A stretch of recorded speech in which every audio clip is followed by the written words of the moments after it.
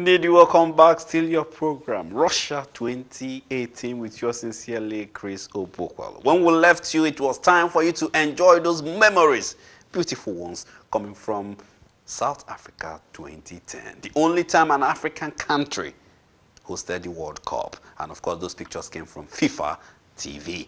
Still in the studios with me is Idris Addition and of course Gary Rabat. We will be extraying the African contingent to Russia 2018. Can any African country truly go out there and show what they have? We have a handful of African teams that will be representing Africa. But then again, can they hold their own when it matters most? Gentlemen, this is the time when we dissect Africa at the World Cup, Russia 2018. Your thoughts? Yeah, it's very difficult. It has always been. Yeah, always. It has always been. Not an exact science. Yeah. You know that we can sit in the studio and do anything we like. When the whistle goes, that's what happens that matters most. Yeah, we've seen them in friendlies. We know that friendlies is not the actual representation of what we're going to see in the World Cup. We're going to play to safety. Everybody wants to be in the World Cup. From what we have seen now, we'll be very happy to have 2 or 3 African players in the second round. We're very happy with that because it's if you look at the strength of teams, if you look at the players, where they play. How many of our African players are playing regularly, even if they're playing for top team? Yeah. How many of them are very regular? These are things that determines your strength in the World Cup. I think talking about some of the things you're talking about, we talked about the players that play in their top teams regularly and teams that have come from leagues where they all play together in the same league. And if you look at the kind of draws that the teams have, where they're situated and what the chances are of going through, I honestly think that when you look at those factors, you've got to think to yourself, surely Egypt must be under the shot. Their top players are playing regularly for their top teams in Europe. The bulk of the team play together in the same league, and it's a good league. The Egyptian league is always a very high quality league, so it's one of the best leagues in Africa. They've got all those fundamentals in place. Their group, there's, you know what I mean. It's not the difficulties that Morocco has. They've definitely got a chance they can get out of the group. If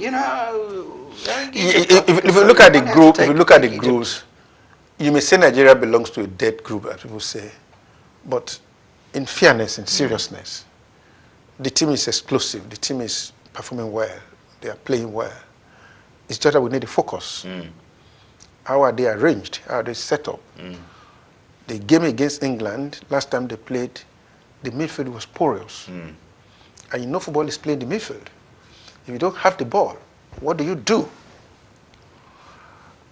How frightened are they? Because experience matters in World Cup. Yeah. It's just that we are playing the Champions League. Yes, you can qualify for the Champions League, but when the game starts to get to knockout stages, you begin to see different things. Then you look at the coaches who are taking Africa to World Cup. You look at the bench. If you have top 2, 3 players playing good leagues, and your bench consists of those who are playing second tier, it's not even.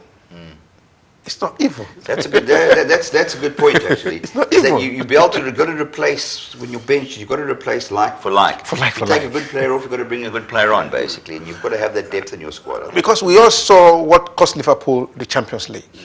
Liverpool is not an African team, but we can borrow an idea from that. We all saw them. Once their best players left the pitch, Madrid was able to bring Bale, Daku, and they gave him specific instructions. These guys are tired. Run into them. Shoot at will. We have the advantage now. We are leading by 1. And it worked magic. Does Africa have that bench that can speak for itself?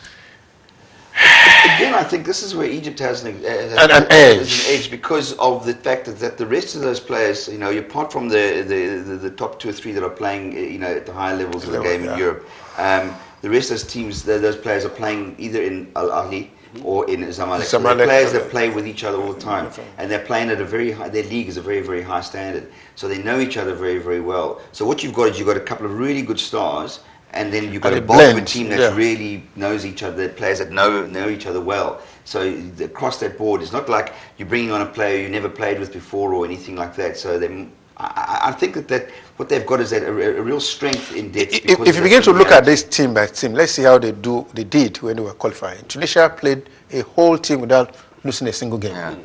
That's Tunisia for you. Egypt, Morocco had the best defense. They never considered a single goal throughout the competition. In the last 2 years, they only managed to concede just 11 goals. Those are good pedigree. Yeah. If you have good defense, pedigree, but when it comes to attack, how many goals have you scored? Again, we go back to Egypt. Of all the teams, Egypt has the best chances of advancing. Nigeria has the best chance. Again, if you look at those whose shoulder the responsibility of Nigeria moving forward relies on, Iwobi will play a very good role. He's an exciting player. He moves, he runs, he can pass. He's from a team that passes the ball. Then he's able to infuse it with movement, goal scoring. But again, when you look at Iwobi, for now, if you want to analyze a player psychologically, it may not be psychologically stable at the World Cup. How is football career play out? The man that gave him everything when he had no chance of succeeding in Africa, in Arsenal, is just left. A new coach who has not seen him is coming. And if you look at the narrative in the media, everybody is asking him to go. If he goes from Arsenal now, which team does he go to? You don't see Chelsea buying him. You don't see Manchester United buying him. You don't see Madrid buying him. You don't see top team buying him. If he steps down, as we have seen the case of Iheanacho to Leicester, what happens? We've seen the two Ghanaian boys move to clubs and they've got relegated. They're Betty boys. They've got relegated now. Those are issues. Because you don't take those issues away from boys playing now. For instance, if you go to Morocco now, their standard, Mehid, who plays for Fenerbahce, is already engaged that he wants to go from Fenerbahce, he wants to move from Fenerbahce. That means he wants to use this World Cup To sell himself? to sell himself. Yeah. Good. But talking about talking about selling yourself, there's one man, every time I think about Africa, I just see him. You know, the problem will he deliver? I know he's nursing an injury, and there's a possibility that he's going to be at the, Egypt are telling us that he will be there. The man Salah. I'll take this break and I'll come back to ask you, can Salah deliver at the World Cup? Anyway, still your program, the Russia 2018, or the analysis. Let's just do this. Africans at the World Cup. We have seen so many African players come to the World Cup. How many can you count that have come actually to light up the place? Do you start with maybe Amokachi, or is it Finidi? Oh, forget the Nigerians. Let's go to the Cameroonians now. Roger Miller. Can you remember the dance of Roger Miller? Anyway, let's do this. We'll come back. Our Russia 2018 with yours sincerely continues. Stay with us.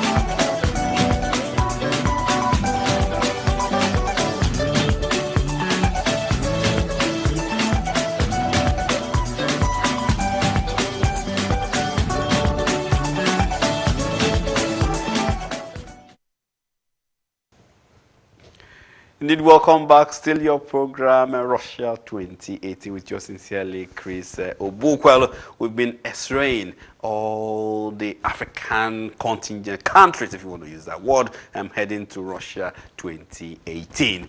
Indeed, my guests here have all been firing from all nooks and crannies. Call it cylinders. You are indeed very right. So we're getting ready. Russia is so close, if you want to put it that way. Then again, what matters to some of our viewers are the African countries going to the World Cup. And my guests, Idris Adesina and of course Gary Radburn, have been helping to see if at all, any African country can edge close, if not close enough, to win the trophy itself. We took you away and showing you those beautiful moments with players, African players that have shown skill, ability, and brilliant goals at the World Cup, made possible by FIFA TV. Gentlemen, we're still on it. This is it. I mean, there is the plea that an African country could win the World Cup. Pelé said there was a comment which many people have always contributed to, in that there's a possibility of an African country winning the World Cup before some time, but it never happened. No, it was. Will it ever happen? It could. It could. It's not impossible. Football is not mathematics. It's not like that. 2 + 2 in football is not always 4. We've seen it several times. I mean, some time ago we talk about the very tale of Iceland. Who knows? I mean, we've seen Leicester win the Premier League with practically nobody. Yeah. It all depends on the commitment. Sorry, how committed are these players? And that's what you don't have from West African countries, particularly Nigeria. How committed and focused, basically. It's incredibly committed and structured approach, basically. That's what Iceland did. You know, they had everybody had the plan, they figured it out, and they worked on it and stuck to You the look plan, at your star players, position them very well. You look at those endurance. We talk of Italy, of the olds. Italy's weren't so great going forward, but Italy can endure. You talk of Germany, that's endurance. We've spoken about Portugal in the last European Championship. They weren't so great, but once they get to a certain stage, things changed. And that they could win it without Ronaldo tells you what commitment it is. African team, you want to say something like that? Well, you have to say, well, actually, you put your nail on the head there when you say you can win without Ronaldo. Still, you can do it like that. And I think that's probably one of the fundamental problems that we have in the leagues in Africa, is that too many times what happens is they have the country comes and says, okay, we're going to find a coach. Then they appoint a coach and they say, okay, the coach must now make the team and make the system. Whereas actually what should happen is that the federation's job is to actually build a system that needs to build over decades into things, so that the coach's job is to come in and fine-tune it, focus, and create something. And it's exactly like that. You can take the player or a coach out of a Brazil or a Portugal or a France or anything like that. And the structure remains. The stays the same. They know that Germany, basically, the coach will come and go. The German will still be there 20 years' time, still winning or coming close to winning and doing things, because it's what they build behind there. And that's what we don't do. We don't build behind. We expect in the last moment to think, new coach, now you must come and build it for us, basically, instead of building it ourselves. Sorry, guys, let us begin to pick these teams one by one, because time is actually running away from us. Let's talk about Nigeria for an instant. Well, the question will be for the Nigerian team. I mean, can they get out of their group? They're meeting, Argentina, a team they have met so many times, even made no sense of the aspirations of Argentina. But this time around, in a place where Messi will be played, Messi knows too well that this is his last World Cup. Can Nigeria do better than they have ever done at the World Cup, Idris? Let's look at this team. Young players, exciting, forward-looking. What I expect the coach to do now is to prepare them psychologically. You've spoken about Argentina. Argentina is the most vulnerable team in this competition. This team had wobble qualification. Nobody knew they were going to qualify for this competition, but miraculously they did it. The star man there, and if you look at every game they've played without Messi, they've not really hit the heights there. Of course, you have Uguin, you have Aguero, but look at their age. I expect our coach to sit these boys down, prepare them psychologically, that this team you are talking about, Argentina, the star man here is Messi. Messi is not going to come back to World Cup again. He wants to do everything possible to ensure this is his last one. Time has actually run out of our time. Yes or no? Yes, they can get out of this group. Yes. Where do you expect them to be? No, they've played Argentina several times. No, wait. The last focus, they don't. No, they will get out of the first step. Semi-finals? No, they will get out of the first 16. That would be good enough for me. Okay. Let's really talk about Salah. Time is not on our side. If you can use 30 seconds to tell me, will Salah light up the World Cup? I think he can, because I think he's got a great team around him. I think he knows those players very well. He's a passionate, believer in his country and what they do. He knows the system. Egypt, one of those countries, has a system. He's a fantastic player. He's the new Messi. Could be the moment. It's a pity about the injury, but if he gets in and going, if Egypt can get to the next round, he's going to get bigger and bigger and stronger and stronger. I think he's going to be a star in this tournament. Will an African country win the World Cup? Yes or no? No, not this time.